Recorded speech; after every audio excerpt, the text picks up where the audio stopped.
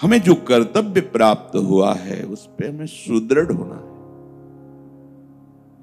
जब हम कर्तव्य पे चलते हैं फिर हमारी कोई निंदा करता है तो वो निंदा दुख प्रदान नहीं कर सकती, क्योंकि हम सत्य मार्ग पर चल रहे हैं, अपने कर्तव्य का पालन कर रहे हैं।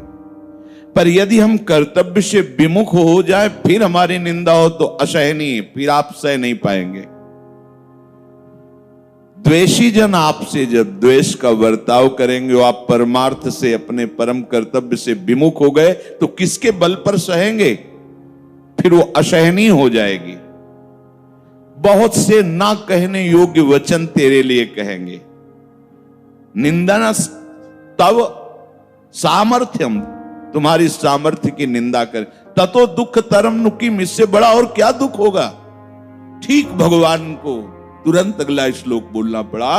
बोले सुख दुखे, अभी है भगवत प्राप्ति, सुख दुखे समय कृत्वा लाभा लाभौ जया जयौ ततो युद्धाय युज्यस्व नैवं पापमवाप्स्यसि। हे अर्जुन, अब मेरी बात सुन। जय पराजय में, लाभ हानि में, सुख दुख में तुम समान भाव रखो। अब आ गई साधना, यह है परमार्थ का स्वरूप।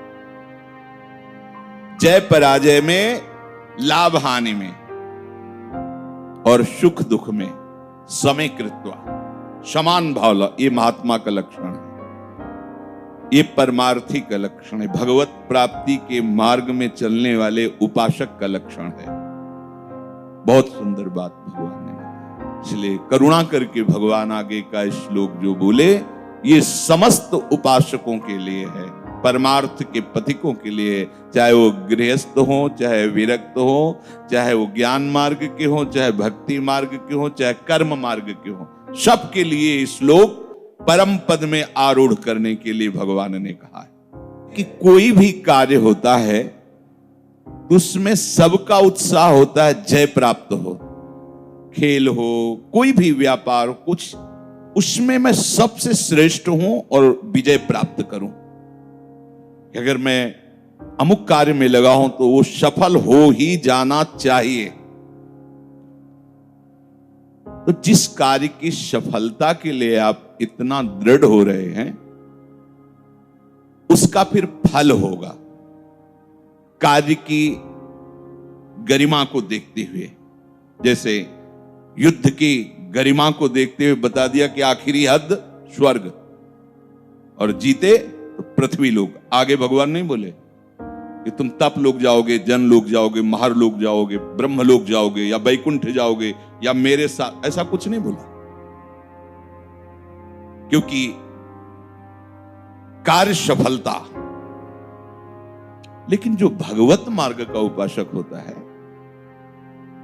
वो केवल कर्तव्य कर्म का पालन करता, सफल हो या असफल हो, उससे तभी वो भगवत प्राप्ति के मार्ग में चल पाएगा। ध्यान रखना, भगवत प्राप्ति के मार्ग के उपासक के हृदय में ये काम सफल ही हो जाना चाहिए, ऐसा नहीं।